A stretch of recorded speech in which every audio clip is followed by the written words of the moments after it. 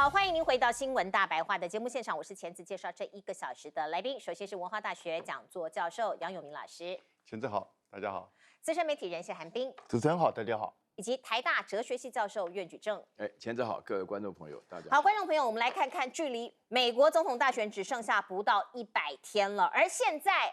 这个是川普对上贺锦丽的大战，并且从广告战开始开打。我们看到了共和党的这个川普制作了一个最新的广告，他攻击贺锦丽，说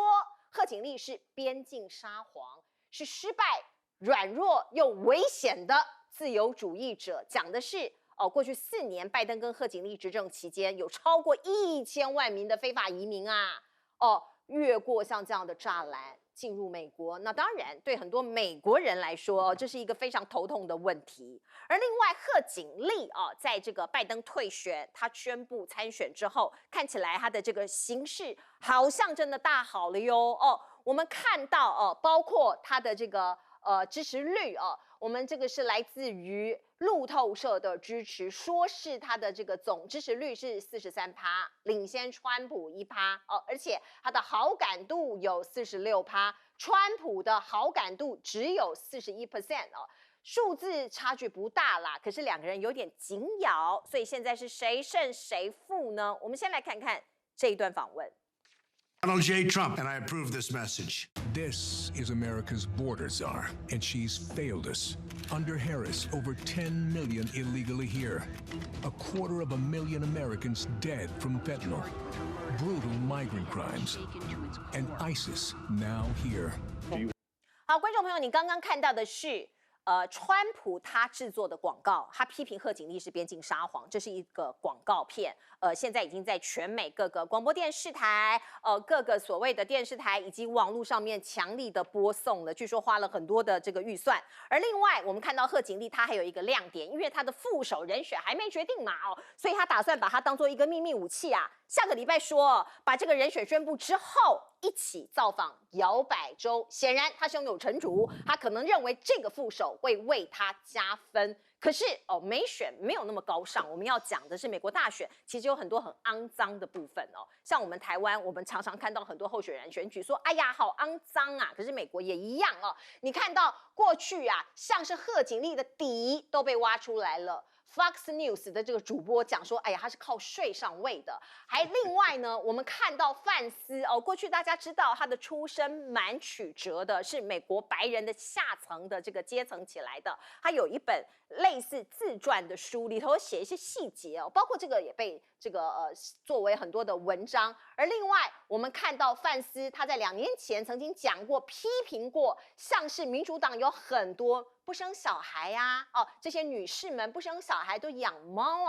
他在这个暗喻或者明示这些自由主义派下的人在控制这个国家，让这个国家的保守基础的价值崩解。而看起来这一番话被民主党拿来作为攻击的对象是发酵了所以我们看到川普出来洗地，川普出来撕标签他力挺范斯，说我们只是想要试图表达对家庭生活的重视我们不是要攻击女性我们也不是说没生小孩的就如何如何是希望大家回归家庭，要有家庭的价值。我刚刚讲到人格毁灭说是范斯跟沙发发生什么样的事情就是有很多小报或者是一大堆的传言其实对于各种的很肮脏的这个一些说法其实都在媒体上面被呈现了。而另外我们看到现在贺阵营出招他的招数是什么？帮川普跟范斯贴上一个怪的标签。我觉得他们很怪讲话很狂，所有的想法也很怪这是贴标签方式。而另外今天有一个世界大头条，我们必须要告诉观众朋友的是，哈马斯的领袖在今天台北时间大概是中午的时候传出来在伊朗遇袭身亡这件事情很重要中东的紧张局势看起来很快的就升级了那这位先生叫做哈尼亚他是哈马斯政治局领导人那本来他在伊朗的首都德黑兰那不晓得为什么到底是谁来暗杀他，所以他遇袭身亡了。我们看到原油跟黄金的价格在这个新闻一出来之后，立马冲高哦，因为代表可能中东又会有一波不稳定的局势了。而我们看到了这个哈尼亚到底是谁下令暗杀他的，又是谁把他给干掉的呢？哦，据说是来自伊朗境外的飞弹哦，一枚飞弹哎，击中他哎，把他给杀了哎，看起来也不是什么随随便便的人吧哦。那对于这个哈尼亚的死法哦。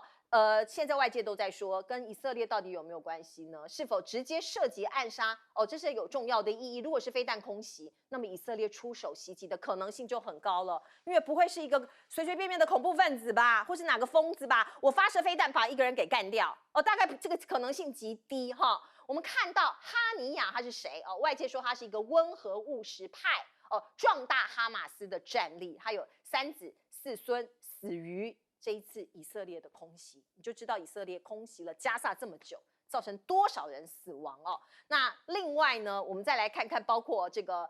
以色列的说法哦。以色列到目前为止，官方没有回应哈马斯领袖遭到暗杀的事情。可是极右派的这一位部长说死得好哦，在鼓掌说死得好。来，我们先请教彬哥怎么看美选？没选，当然现在时间剩下不多了，所以双方开始一些竞选广告这些东西出来，那彼此互相攻击是很正常的事情。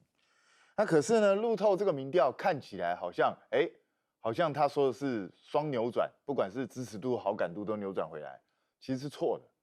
因为你去看路透上个礼拜的民调，上礼拜是44对42，这礼拜是43对42，所以他领先幅度反而缩小了。所以我觉得不要听有些媒体大概搞不清楚状况就随便乱写。那实际上，如果你去看赌盘的话，现在川普的胜率是53%，贺锦丽胜率是49%。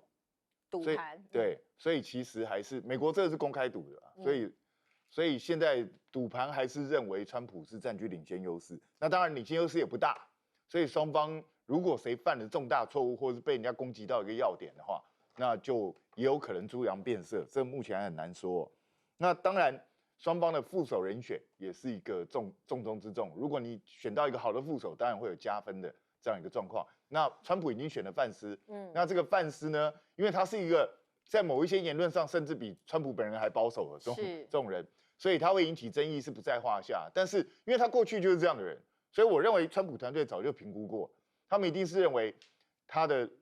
选他当副手一定是利大于弊，他才会这样做，不然的话他干嘛？他们也美国的竞选是很复杂，他们都拿出很多数据在评估的，绝对不是川普今天突然之间想找范斯就找范斯，不是这样的一个状况。所以我觉得这一些大概都在他们的预期，只是因为川普本人怪是一个事实，他常常出尔反尔，常常今天想到这个，明天想到那个，然后常常会突然之间乱讲话，所以贺锦丽去主打他的怪，我个人认为川普是很难在这一点上回击的，所以川普大概也只能够动员这些侧翼啊，或者是其他的这些人。然后去打贺锦丽的这些私生活，因为贺锦丽的私生活最麻烦的事情是什么？是她那个过去的男友布朗啊，他现在已经90岁了，他没事还在不断的跟媒体讲他过去跟贺锦丽怎么样。那所以你有这么一个八卦的前男友，你能怎么办？那尤其现在是选战的关键时刻，我觉得贺锦丽自己是不是要赶快去？因为他到现在跟布朗还是保持蛮友好的关系，他是不是应该要赶快去跟布朗讲一下，叫他不要再大嘴巴？因为如果这样持续讲下去的话，真的会对他选情恐怕是会有影响的。那当然，今天最震惊的消息还是哈马斯的这个领袖突然遇刺。那老实说了，在中东地区能够做出这样子针对个人哦，不是针对一个军队或者一个集团的精准打击，只有2个国家。一个是美国，另外一个就是以色列。那你觉得是美国干的吗？我觉得不是，所以大概就是以色列干。那以色列，我觉得他没有直接承认，我觉得他的也是在评估状况，就是看会引发什么样的一个效应。那你看哦，他在这个伊朗这边打死了哈马斯的这个领袖，他在黎巴嫩那边打死了真主党的领袖。对啊，他现在是到处开战哦，好可怕。那请问一下，这到底会发生什么状况？所以现在。你说一些期货啊，一些物价开始波动，这是很正常的，因为很多人都认为以色列这样到处点燃战火，会不会又重新引发中东的大战？因为之前各国都已经摆出正式叫嚣，我觉得美国如果再不赶快弭平的话，这一次美国的大选要增加一个不可抗拒的一个变数。是，请问有明老师，因为这个罹难的这个遇袭的这个领袖，据说是个温和派，相对温和。不过他确定是哈马斯的这个领袖，是一直以来从战争开始，甚至开之前，是他在选举的时候，其实就是在之前跟法塔的选举，他就代表了哈马斯，然后呢就掌控整个就是加沙地区。那他这一次到伊朗去参加伊朗新总统的就职典礼，居然在晚上2点的时候呢，在伊朗被飞弹袭击打死。这伊朗在干什么？对啊，有人已经说伊朗是不是有内鬼？我相信不会了。但是这个情报怎么会做到这种地步？保护怎么会做到这种地步？是对不对？你难道不知道？这就是现在某种程度，中东的这些媒体。穆斯林的媒体在讲，这是一个内塔尼亚胡的阴谋。要找前几天在格兰高地的12个就是学生被炸死，那以色列就是说这是真主党做的，那真主党说跟他没有关系，现在不知道谁做的。但不管怎么样，以色列就昨天就针对真主党在贝鲁特然后呢去轰炸，把真主党的高层给炸死了2个人。今天又在伊朗把哈马斯的领袖哈尼亚给炸死，这是什么东西？这个其实你看到就是说，那伊朗会怎么回应？真主党的背后就是伊朗，哈马斯的领袖在伊朗参加新总统就职典礼被炸死，伊朗怎么甩这个东西？是不是？然后呢，还没有忘记了之前以色列跟伊朗还那边相互丢来丢去，那个飞弹有一阵子，各自都有一点在作秀了但是作秀之后呢，现在这一波又起来。为什么？因为美国总统会有一个新的总统出来，连川普都讲得很清楚。当内塔尼亚胡去见川普的时候，川普说：“你要结束那个战争，我跟你关系很好，我很喜欢以色列，但你要结束这个战争。”内塔尼亚胡结束这个战争，他不就需要下台了吗？他不愿意结束这个战争，他也不愿意下台。现在死亡人数在他这个加沙地区已经来到了39916人。39000，将近4万，所以如果我们把这几天在别的地方也因为这个加沙战争产生的这个死亡加在一起，就超过4万人。所以这个战争，我不觉得美国的新总统不管是哪一位上来之后会这么快的结束，因为内塔尼亚胡跟以色列强硬派不愿意这么结束，因为他不觉得说已经完全掌控这个加沙。讲到贺锦丽接下来贺锦丽有2个小高潮。然后呢，会有2个大考验，那现在是蜜月期是没错，可是对民主党它是等于是什么意思呢？它等于是重新启动，因为拜登真的是给他们一个很大的那个心理上的压力，因为他的身体的状况重新启动了之后，贺锦丽2个小高潮，接下来8月5号他的副手会是谁？然后呢，8月19号他的芝加哥的大会的提名，这一定是一波造势大会。是，接下来2个考验。8月19号，我觉得到8月底之间他一定要接受媒体访问，你谈一谈你的政策了吧？是啊，你不能总是在那边笑。是，那他会接受考验。这个考验还好，因为他可以准备，媒体可以跟他配合。大考验就在9月10号的时候呢，他要跟川普辩论，那这个辩论就会对他是个大的考验。至于这个 Vance 我觉得其实当初川普提名他的时候，是在拜登还没有退选，而他又遭受到枪击，也就是说他已经100%认为说我已经一定当选，就提一个他觉得是对他比较忠心，而且是一手他把他塑造起来的。有没有可能 Vance 被换掉？这是民主党在说的了。是，但我觉得以川普的个性，只要觉得说有助于他当选的，他都可能会做得到。老师怎么看？我非常确定的承认，美国是一个严重分裂的状况。是。那么贺锦丽本身来讲，他能够被打的地方，其实严格讲起来不多，因为他除了笑以外就没有什么表现。而且呢，唯一比较有表现的地方，就是拜登叫他去负责边界的事情。那边界的事情的话呢，他自己边界没到，但是呢，反而做出了非常多非常难以想象的情况下，比如说要给这个非法难民这个健保。因为这个健保在美国是非常敏感的议题，那美国人自己都不见得有健保，对所以在这种情况下，那么川普现在的话呢，就是打他就是叫做这个边界撒谎基本上的话呢，就是说强调这个人没什么能力了那么这个一般来讲的话呢，我觉得这一招非常有效。我觉得另外一点的话呢，就是他原来的那个丑闻历史啊，因为这段历史当中，他自己很难赖掉了啊。这确实是因为除了老少配以外的话呢，就是以自己的这个情况下，扶摇直上啊。那么一路上我也不会用那种比较难听的字眼，但是我觉得，在一个分裂的国家下，选战打到这种地步的话呢，是无可厚非的了啊。这大家可以期待，就是会有更精彩的现象出现。但是我倒是想要针对于这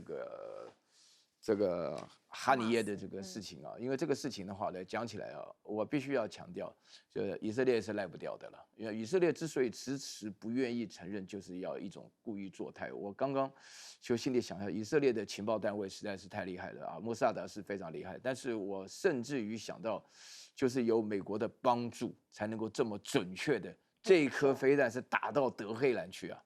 因为前面那个话呢，就是真主党的话呢，阿拉伯人叫赫兹布拉的话呢，其实是在黎巴嫩南部啊，也是在以色列的北部啊，没有到达这个贝鲁特。但是以色列发动的话呢，这个倒是大方的承认，就是说，因为他们以色列不管你承认不承认，反正你在我的足球场上干掉12个人的话，我就要给血债血还，这是以色列一贯的作风。但是我觉得把这个飞弹打到德黑兰，伊朗的首都，然后在这个哈尼亚参加这个伊朗的新总统的就职典礼的过程当中，啊，凌晨2点钟就是这么准确的把它干掉的话呢，这里面的话凸显一个非常重要的一个线索，就是说，我觉得整个中东的问题啊，原来以伊朗就不太敢动手，因为刚刚提到说是有关于以色列跟这个伊朗之间来来回回，如果你看到事情发展的这个前后脉络关系的，你会发觉说，伊朗本身来讲，除了叫他底下的小弟这个对以色列构成一点困扰以外的话呢，他自己是不敢直接下来参战的。那这个情况的话呢，逼得伊朗现在非常非常没有面子。所以伊朗本身来讲的话呢，在愤怒的情况的话，如果说中东的问题接下来会战事扩大啊，因为这个大家知道啊，这个原来这个哈尼耶的话呢，一直是住在这个卡达嘛，他不是住在加沙走廊，他在卡达这边就是隔空发号施令啊，说他是比较温和派的人，我很难想象的。我不知道这个消息哪里来的，但是对以色列来讲的话呢，就只要是哈马斯的，通通一律要清除。而且他本身来讲，毫无疑问的就是1号人物嘛。那以这种方式壮烈牺牲呢，对于这个加沙走廊的巴士来讲，真的是一波未平一波未起啊。那么现在大家就期待看伊朗的表现了。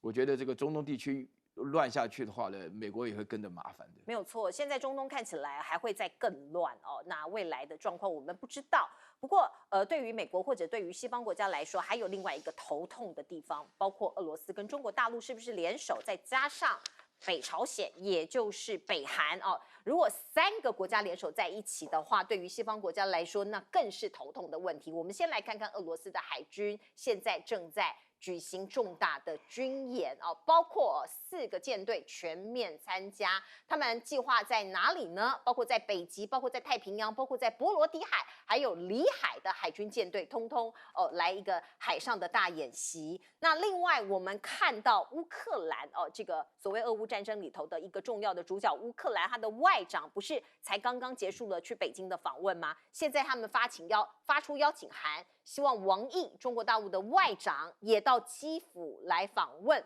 而王毅出人意料的是，他有兴趣哦。我们看到北京的访问是我感兴趣哦，这个是来自于乌克兰外交部发言人的一个说法。他说，已经两边在讨论是不是要怎么样深入讨论各种的国际议题而且要让王毅来亲眼目睹俄罗斯侵略我国的后果。所以看起来乌克兰现在在向中国求助，那中国大陆也进一步是不是要来参与或者是怎么样做调停人呢？而另外我们看到乌克兰也发现俄罗斯竟然有部署一项这个装甲这个飞弹的装甲车来自于北韩呐北韩自制的，所以意味着北韩也参战了吗？或者是北韩也支援了吗？他们觉得证据确凿。而另外我们看到西方国家最近这个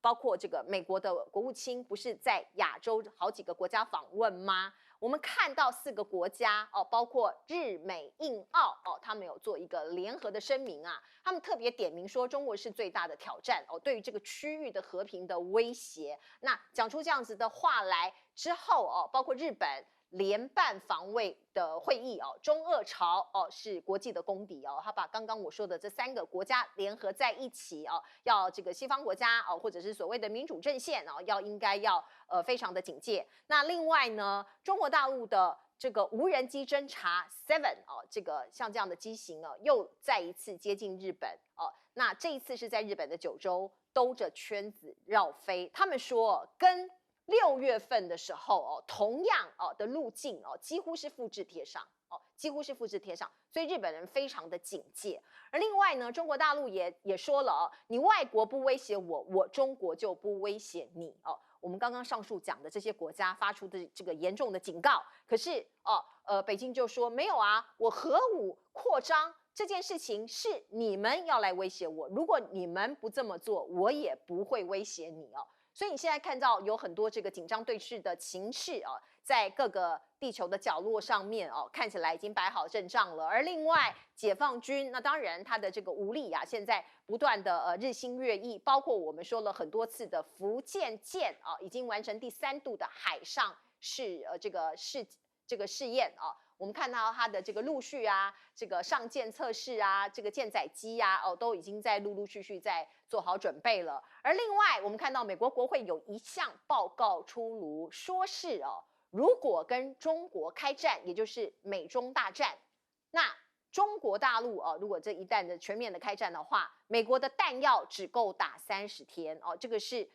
五角大厦在与中国持久战中可能会在3到4周之内弹药耗尽哦，他们自己也做出这样的评估跟这样子的警告。美国同盟这些朋友们一起加起来，要防中国大陆的一个更大的野心吗？包括布林肯、奥斯汀访问菲律宾，将提供5亿美元的军事资金来加强防御哦。你看到的是这个小马可是站在他们2个的中间。那世界的局势会怎么样的演变呢？我们先请教这个永明老师。我觉得乌克兰现在很清楚哈，当美国这个新的总统不管是谁上来之后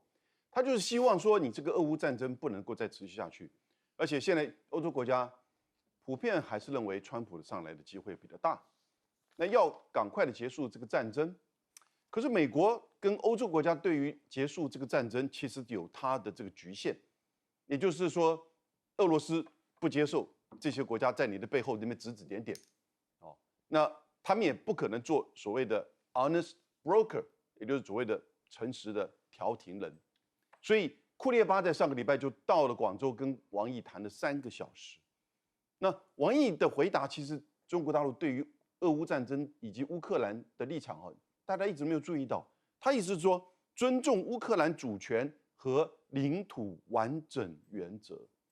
好，当然这是中国的态度，也不是中国的一定说，那你一定要维持你现在这个被俄罗斯占领的这一块。那你们要谈，因为他针对你们战争是要促进劝和促谈。所以我觉得王毅接下来会去访问乌克兰，会在俄乌战争甚至在美国这个总统大选之前，或者是之后在新总统就任之前，就形成了一个就是由中国来去协调俄乌战争，乌克兰、俄罗斯能够直接面对面谈出一个方案，那当然就是你们谈，因为作为一个 honest broker 自己不会提方案，这是你们自己要谈的。这个各位你想想看，从中国的这个立场，他过去在伊朗跟沙烏地的这个协调，促成他们就是和解建交。然后呢，上礼拜的北京宣言，14个就是巴勒斯坦的派系，包含哈马斯跟法塔，在北京签了北京宣言。现在如果能够促成俄乌和谈，而背后最重要关键就是俄罗斯会尊重中国的意见，好，所以这个中国是不是成为一个在国际社会上一个和平的缔造者？那相对美国在这边呢，我必须要讲印太战略根本已经玩完了。第一个印太不硬了，因为印度根本是来蹭的。那上一次在华盛顿的时候，莫迪还跑到莫斯科去。印太战略也不傲了，因为澳洲根本也不参加，只不过是要那个认同感，因为它毕竟是五眼联盟嘛，是不是？那现在怎么办？他只有叫日本这个顶上来。日本因为军费要加倍，所以日本又很希望能够扮演一个区域的角色。可是呢，美国就很清楚，你看美国在整个西太平洋是在我们不要讲撤军了，是在减少军队的。他把就是驻日美军2星变3星，但是减少了7000到9000的海军陆战队调到美国的本土跟关岛来。那因为在这个区域中美之间的军事平衡，美国已经不可能了。海军舰队的这个数量、飞弹的巨子的比较，各个层面，其实你都看到美国在这边的部署跟出现了。开始只不过是在做，就是说维持至少它驻日美军、驻韩美军应有的这个规模。那这个日本能撑得上来吗？那你知我知都不可能。日本也不会完全放弃它的和平主义。所以当这边大家认为说，哇，日本做美国的副警长，美国有一个强而有力的这个支柱，我们这个台湾有事，日本一定会介入，那你就在梦，那你就是在梦，你知道，整个这个区域军事平衡已经改变了，美国已经退了或减少了，日本只不过是刚好符合他讲的区域多做一点事，但他知道那个界限在哪里，所以你就知道，在这个时候，当中国如果能够去调和俄乌战争打了这么久，花了这么多钱，死了这么多人，然后呢，更进一步能够在印太地区维持这个稳定的时候呢，我觉得其实大家会了解到，到底谁在制造战争，谁在缔造和平。当然，这个时候我们在两岸的部分的时候呢，你就不能这个单方面认为说啊，我们这边要抗拒中国的什么法律外交的威胁，抗拒它，我们要做全世界的民主的灯塔，走在第一线。那欢迎把我当做代理人，那你又在梦了，是不是？连美国都在减少、在退，日本也知道它的局限，然后俄乌战争现在找中国去协调，你台湾战争，你台湾要走到前面去跟中国去对撞吗？真的在梦。对，这是我们现在台湾看起来执政党想要做的事情。来，先请教苑老师。这个我觉得啊，这个有关于首先呢，国际局势确实是改变的啊，我个人感触是非常强烈的。以前我都认为代表发达与正义的一方，现在都变成了发达可能还是很发达，但是就不太正义了啊。这个西方国家的话呢，对于中俄朝的指责啊，这个是非常有意思的，因为原先我自己在国外住的时候，我必须坦白讲啊，这个俄罗斯啊，他们这个俄国人呢，基本上对于这个中国人原来的态度不是今天这个样子。那甚至于朝鲜基本上的话呢，也不是那么像想象中那么好控制。所以把他们这个中俄朝放在一起的话呢，我觉得在整个认知上有一个明显的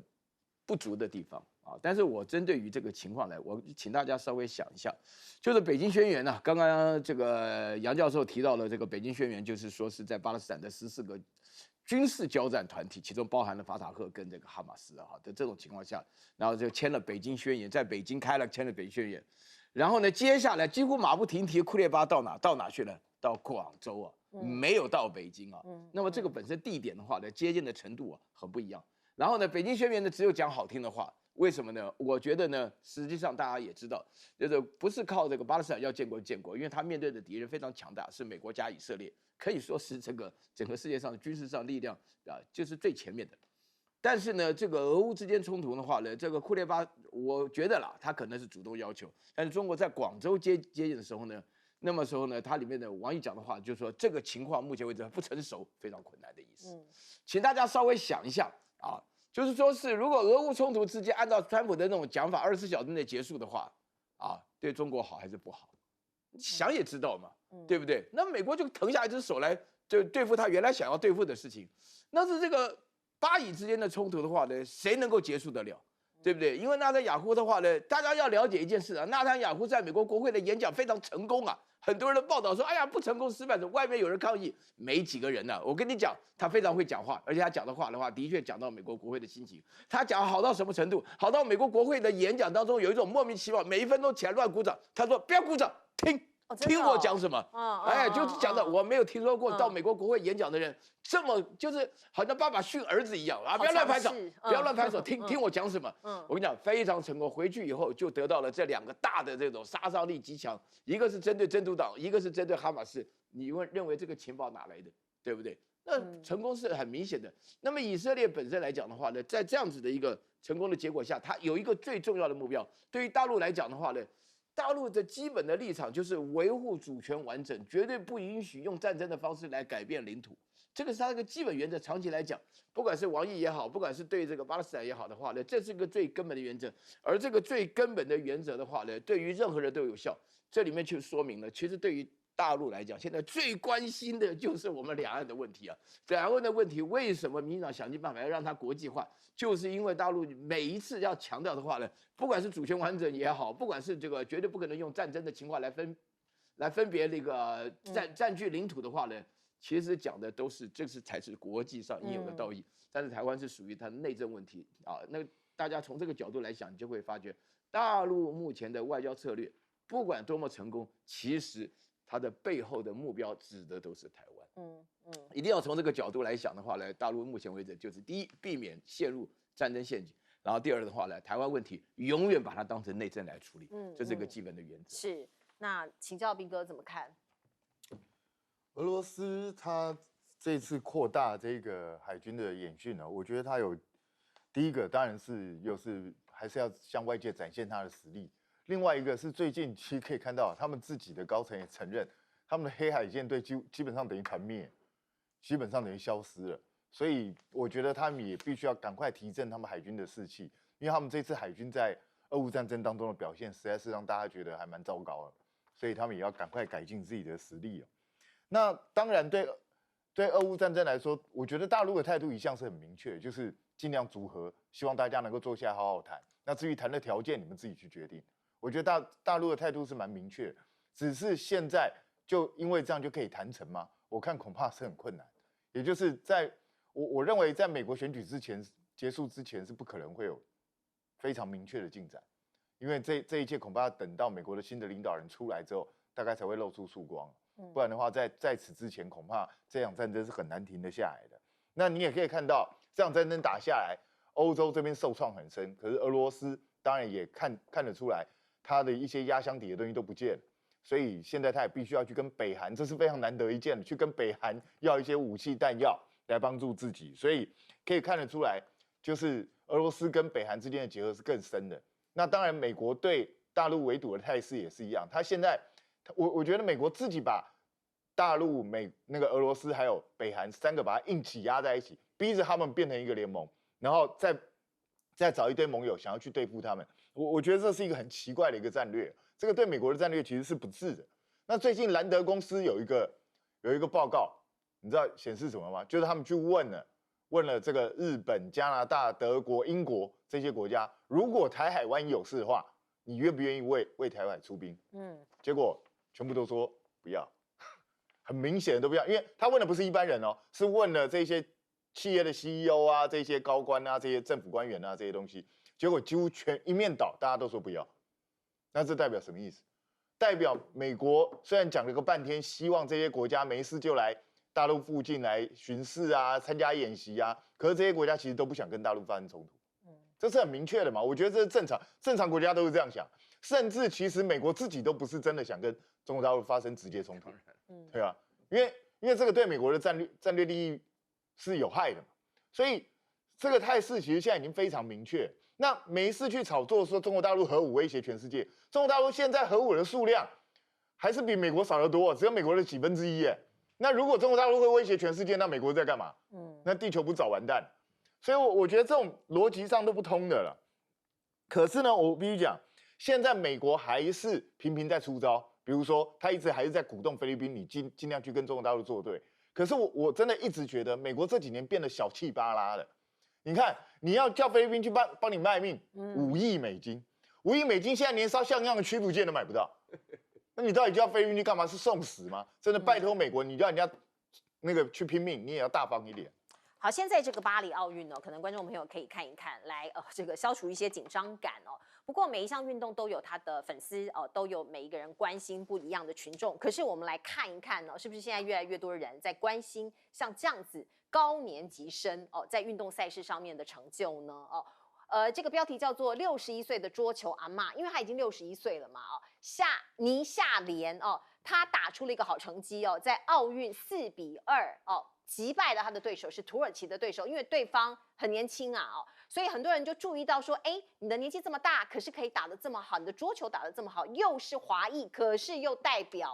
这个包括欧洲籍的卢森堡，怎么回事大家才去了解了一下他的背景，原来他是中国籍的，后来呢，她嫁给这位卢森堡的先生，这个先生他其实是教练，他就定居在卢森堡。那在他61岁的今年，他出来。这个角逐这个奥运，也算是完成了他心中的一个梦想，而且无独有偶还有另外一位58岁的女士也被媒体冠上阿嬷级的桌球选手她代表的是南美洲的智利因为她也可能是嫁到智利去所以去年加入了智利的国家队，然后也拿下了一个好成绩，所以她进入了奥运，拿到了奥运的入场券。所以，观众朋友，我们来看看这个中国大陆的桌球实力到底有多坚强。你看，年纪这么大的这些女士们都可以得到这么好的成绩那我们把时间调回到半个世纪以前的1971年，当时中国大陆它国力非常的弱可是中国跟美国两个大国两国借由桌球运动互访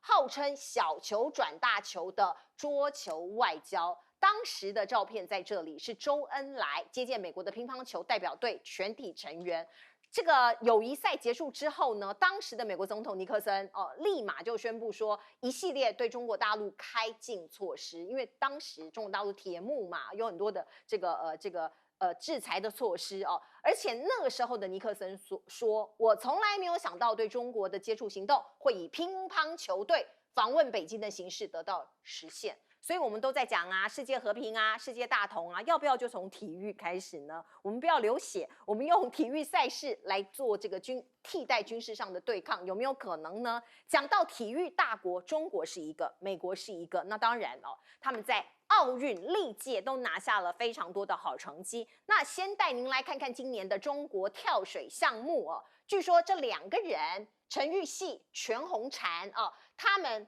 双搭档，水花消失术会再现体操、游泳中国大陆其实都是非常强的强项这两个人冲上了今天的微博热搜。而另外我们看到中国的女排首战也开红门这个开门红我们看到他们拿下隔了20年在奥运的赛场再度击败美国的女排。美国女排是很强的呀而这个你赢一点我胜一些，包括在美国我们大家知道他们传统在体操的女团也很强她领衔这一位选手拜尔斯领衔美国队摘金中国队无缘奖牌。我们看到这一届到目前为止，其实美国派出了598名的运动员参赛为各国中最多的。其次，法国它是主办国，571人，中国队405人。不过，如果我们来算一算，点兵点将历届的这个奥运的奖牌谁拿最多还是美国。我们来看看，截至2022年，包含夏季奥运、冬季奥运全球各国的夺牌排行榜，第一名美国，第二名是英国950面，跟美国就差了很多，只有它的零头而已。美国是拿下2959面，第三名是德国，第四名法国，第五名意大利，第六名是中国的713面。体育那当然是国力的延伸。来，先请教彬哥，彬哥有看奥运吗？今年奥运今年没有很仔细看，偶尔看了几场那当然就是到目前为止，大家现在台湾人最大的迷思就是我们怎么还没拿奖牌？对呀我们都在等待是但是我觉得大家也不用太急啦，因为毕竟我觉得就是这是全世界的竞技舞台嘛。那只要我们的选手表现能够表现得不错，那至于能不能拿奖牌，我觉得就是有的时候有点运气天时地利人和毕竟他们是绕了半个地球去比赛，所以我觉得大家也不要给他们太大压力，就让他们好好表现就好。那当然，我必须说，这一次赛前大家就预估大陆跟美国大概会是奖牌最多的两个国家。那地主法国也不容小觑，因为地主队都会有一些优势嘛，然后有一些项目他们可以自选嘛，所以法国今年表现应该也不错。不过到现在为止，奖牌榜第一名是谁呢？是日本。日本对，日本第一名。对，所以日本今年的表现也是让人家觉得非常讶异。像今天还有一场比赛，日本差一点点打赢法国篮球，你知道，差一点点。对吧？进入延长赛才输掉。男篮吗？还是对，男篮啊，所以让大家觉得非常嗯非常惊讶。以前大家认为日本的男子篮球毕竟跟法国还是有一段距离的，嗯哼，那所以日本今年的表现也不错，那也是恭喜他们了。嗯那当然也希望我们台湾的选手能够有更好的表现。可是我必须说，奥运本来的宗旨是什么？奥运本来的宗旨其实就是为了促进和谐。嗯，那早年在希腊的时候，最早的时候，那个时候他们要参加，全部都要裸体参加。因为这样没有带武器，对，就表示身上没有任何武器嘛，是不会去攻击别人了，所以都要全裸参加。但是现在不可能这样做了，那个就是为了希腊各城邦之间大家的一个和平的一个表现嘛。那所以我觉得我们人类既然重新举办了奥运活动，应该要谨记奥运的这个精神，也就是到了21世纪的人类，其实讲起来很丢脸，我们现在很多时候还是用战争在解决问题，这其实是很丢人的一件事情，表示人类经过了几千年进步非常有限，我们还是没有办法跳脱人类的这个劣根性。人类再来讲，我们的科技进步了，我们的人性也应该要升华，所以这是很重要的一件事情啊。那至于说这个奥运得的奖牌多寡，我觉得每一个国家它的经济发展不同，环境不同，然后有各自不同的发展，我觉得这个东西实在没有什么好去说嘴或比较的事情。你真的要这样比的话，印度那么大一个国家，它奖牌数完全不成比例。为什么？因为印度老实说，因为它还是个发展中国家，它的很多经费资源不会花在体育这个方向。那等到有一天，也许它起来，它的体育，它人口那么多，它体育表现可能也很不错。只是我看三立做这个新闻，我就觉得很好笑。他说中国夺牌数前5都挤不进，不是？那你做这个目的是什么？因为中华人民共和国其实它是最近这几十年才开始比较固定会参加，对啊。他以前其实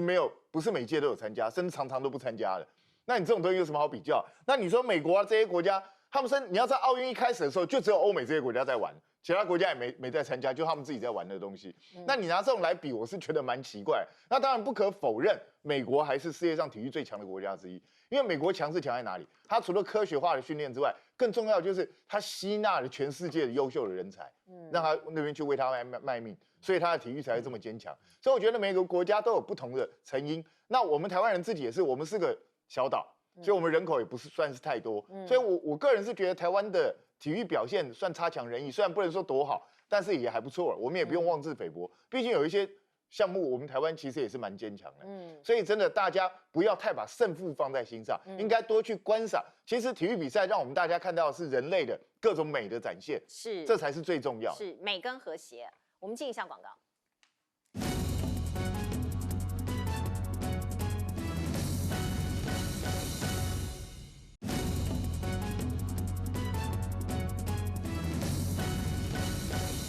好，我们刚刚看到这个巴黎奥运的跳水项目，在女子的双跳水双人组10米高台上，我们就看到了包括陈玉汐，还有另外这个全红婵2个人入水的姿势很漂亮的，来请教老师。好，我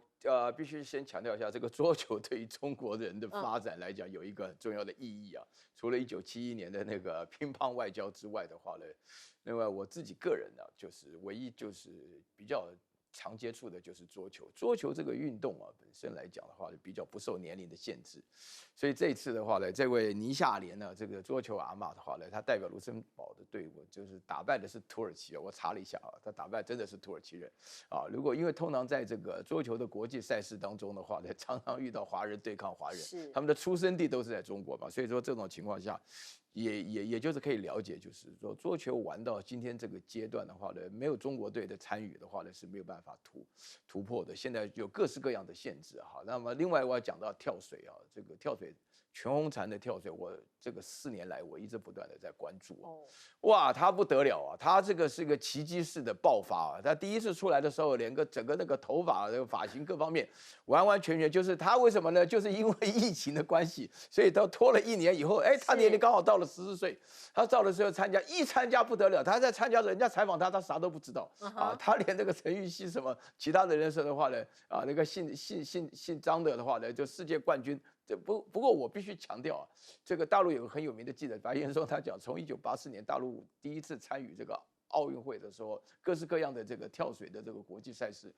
基本上的金牌好像都全部被中国队包了，就基本上都是。所以在这种情况之下的话呢，我觉得长期来讲，这个跳水的训练还有桌球的训练，基本上就变成了一个中国式的项目了。当然表现非常好，我也本身也很爱看啊。那另外的话呢，我讲到一件事情，就是体育跟政治，现在哪里有什么体育跟政治分开的？根本不可能。这一次的话呢，居然不让俄罗斯参加啊！然后呢，以色列的话呢，参加的话呢，还常常被打，出现这种怪现象。那这个就是你要把体育跟政治连在一起的结果，必然这样子。那另外，Sandy讲到那个奖牌的比例上来讲的话呢，那个大陆是真的到了1984年，因为这个体育的往往跟政治就连在一起。我那个时候1980年的时候，是因为这个苏联入侵阿富汗，所以就美国杯葛。然后1984年洛杉矶奥运的时候，然后苏联就杯葛，然后大陆才开始参加啊。所以大家要回顾一下历史，就会了解，奥林匹克的运动就是一部20世纪的人类的政治历史。是没有错。来，我们进一下广告。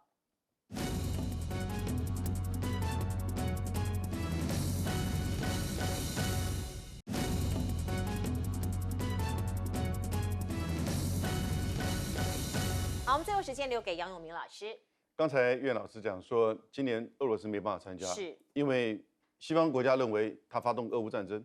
发动战争就不可以参加。那过去好多国家都发动过战争，那美国还少过吗？那我必须要讲其实奥林匹克都跟这个大国政治是密切相关。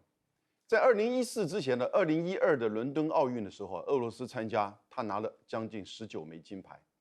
那到2014的时候呢，因为他军事拿下了这个克里米亚，是，所以呢，那个时候美国就开始在吵，俄罗斯的人都在用禁药，一直吵到了2016的巴西的奥运的时候，俄罗斯还是拿下了19枚金牌。结果呢，这个事情到了2019年，WADA 就是那个世界反禁药组织，就禁止俄罗斯这个参加，就4年不得以俄罗斯的国家的名称、国旗，然后呢参加奥运。然后呢，结果到2020的上一次2021的东京奥运，他就用什么 Russian Olympic Committee 简写 ROC 来参加奥运，拿了多少枚金牌？20枚金牌。那当然，那个整个过程，WADA对他的这个药检哇不得了，很严格，非常严格。他还是拿了20枚，前面19枚、19枚、20枚。这次来了，就针对中国，对不对？所以同样，但是这次美国搞砸了，美国把 WADA 跟就是这个国际奥委会搞成自己的对立面，然后但是不管怎么样，美国目标达成了。你看那个秦海洋最近这几天的表现，以及他这个抱怨，连英国的媒体都看不下去。平均大陆的这个游泳选手，大概21次到赛前每天5到7次，晚上这个 middle of night 把你挖起来，你检查一下撒泡尿。我们现在要做检验，对不对？你的精神、你的训练，通通都被打断，所以我们先来看，还不知道这个跳水的这个成绩，游泳成绩怎么样？但是你看跳水它都没有这个受到影响，所以我是觉得美国，我要问，那美国没有用禁药吗？美国的棒球、篮球、美式足球、美国的冰上曲棍球，你敢不敢用同样的 WADA 的标准来去检验所有美国的这些运动选手？禁药当然是不要，因为美国的过去那个短跑健将 Louis 还记不记得？他公开承认他用禁药，世界哗然。美国还有一个选手女将用禁药后来死